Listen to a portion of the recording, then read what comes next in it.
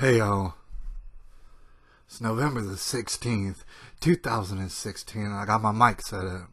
As you can tell, I haven't got lighting yet, but I'm gonna get that. And I got my mic set up, so I thought we would go ahead and chop it up a little bit, alright? And I wanted to further elaborate on what it is I was talking about earlier. And I have to drive this home, and I will drive this home. I'll make this point as often as possible so that you remember it, because you'll need to remember it. I know you will. All right? What you have to remember, and is crucial, is that everything is drugs. It absolutely is. It doesn't matter if it's yoga, if you're meditating all Buddhist style, if you're hanging out with your children. What you have to understand is this is all drugs, and we've been lied to about drugs, right?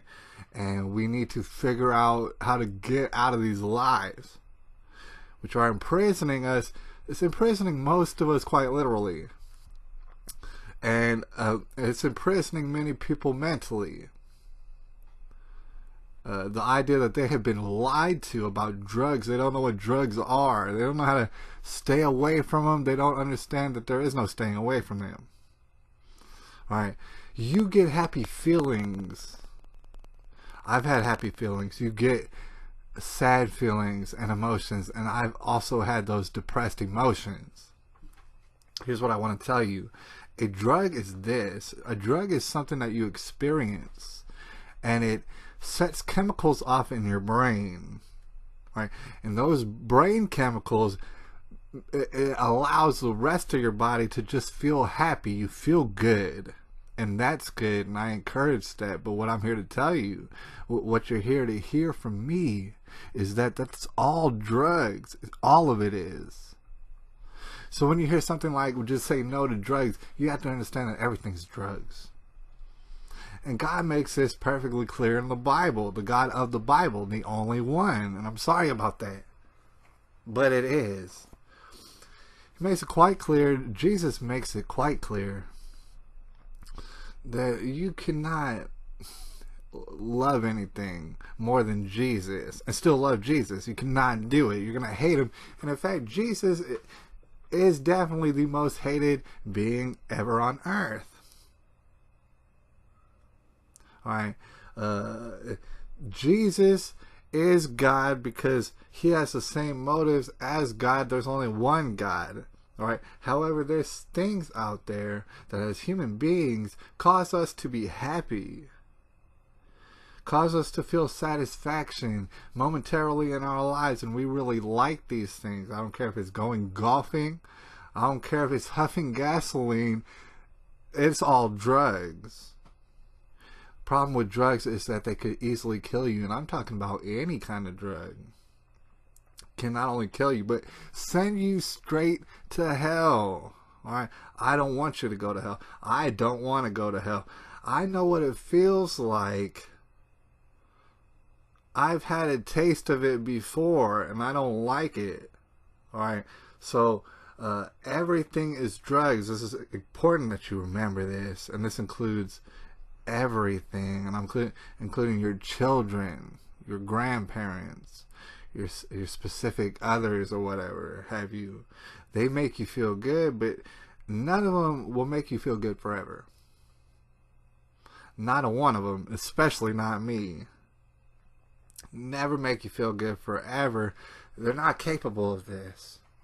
It's very temporary. It's fleeting, what we got going on here. God, believe it or not, is the only he's not a person, but he's the only thing that can have you going on in your life, even with the most minimal drugs in your life. Sunshine is a drug. God will have you feeling good regardless, permanently, on permanent status, if you just let him and you turn to him and you ask him, hey, what should I do with myself? Because I have no idea what I'm doing with myself. And it's the tribulation, and I'm gone off all sort of drugs. All right, I have to admit to you, this goes for everybody, especially me. If you're gonna ask me, hey, are you addicted to drugs? Yes, all day I am. All day. I do all sort of things. I like orange soda. It's all drugs, and I do them all the time. And I sin all the time. You know what? That's just the rub. That's what we had to do in our human bodies. But the reason why I'm trying to make it so clear that everything is drugs, except for God, and God is the only thing that is not drugs. The reason I'm trying to make that clear is because people everywhere have all sort of what you would call worldly sense, meaning that they can tie their shoes, they know how to leave out the front door in the morning, they have children sometimes, they hold down jobs, and meanwhile, just all the way retarded. All right, and we're not saying that to make fun of them. What we're saying is that they'll make decisions that absolutely do not exist in logic. All right, and so everybody else will look at them and they'll judge them. They'll judge these people that they see about doing stupid things, and they'll say, "Hey, man, those people are stupid and worthless." And in a way, in a sense, they're correct. They are acting very stupid and worthless. Right? But at the same time, they do have the sense enough to have jobs and raise children sometimes, albeit in a very retarded way and fashion. Right? And they're out there and they're intermingling with us. Intermingling is not good. All right? Intermarriage isn't good. But we've already discussed all this. It's not really good to be caught around people who are doing things that are outrageous, people who think that they're victims forever and will impose some sort of guilt on you for no good reason. All right, they're going to be out there. They're going to be out there very strong in what is called the tribulation. The tribulation, like I said, it's societies, and they fall. They fall a lot. A lot of them have fell. It's called tribulation. It means they were not believing in God the way they should have. They fell. It was only a matter of time. And so it all comes together. You see that during the tribulation, you're going to see a lot of absurd things. A lot of absurd things. And you're going to have absurd questions. You're going to have silly questions. You're going to ask, how are people capable of doing these things, these overly retarded things? How are they capable of this? The reason is because they're straying from God. I'm not the inventor of God. I can't tell you everything that you're supposed to do with your life. God tells you to do that, but you're not listening. You're straying so far. Either you hate Jesus or you hate everything about Jesus. And it's going to lead you down a dark path. And there is a divide that's being created. And that's probably the simplest way to put it, is on one side of the divide you have people who are going to do absurd things. They're going to do outrageous things thinking that somehow they're morally in the right. And on the other side, you're going to have people who look at them and say, this is suicidal. This is outrageous. This should not be acceptable. And they're going to be divided, all right, into two groups, little by little. All right, the presidency is not what did it, but it caused a divide. Everything that happens from here on out is going to further cause a divide. That divide is being invented by Jesus. All right, Jesus put the divide down, and guess what? It's going to widen and widen and widen between those who are in love with ignorance to the bitter end, and they'll spew their violent hatred for it, and those who have escaped that whole prison in their mind and realize there's a better way of living. Another way to describe these two groups, for the most part, to put it in the most simplest of ways, is that one group will constantly, forever and ever, for the rest of their bitter lives, they'll be fighting desperately, tooth and nail, for their own freedom. and they don't understand, they'll never understand that you're never going to get your own freedom. And this, if you follow Jesus correctly, you'll never hope for your own freedom. You'll never be free. You'll either be the slave to Jesus, or you'll be a slave to whatever else. And either way, you're going to end up in some bad, bad times. Ain't nothing going to be free about it.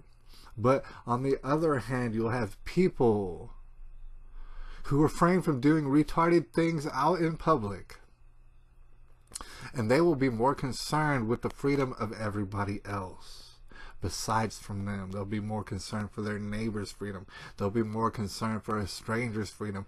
They'll be more concerned for an opposing idea's freedom to be expressed. They'll be more concerned for their children's freedom and their grandbaby's freedom. They'll be more concerned with their freedom than their own freedom. And that is what's going to for the most part, describe these two groups that are being separated right now. And it's being separated all over the world. This is a global process that's taking place.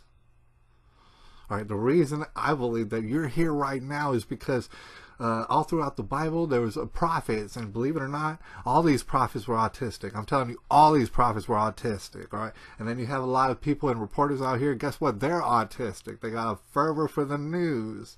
Not all autistic people can do that. Not all autistic people have such a fervor for the news, but some do.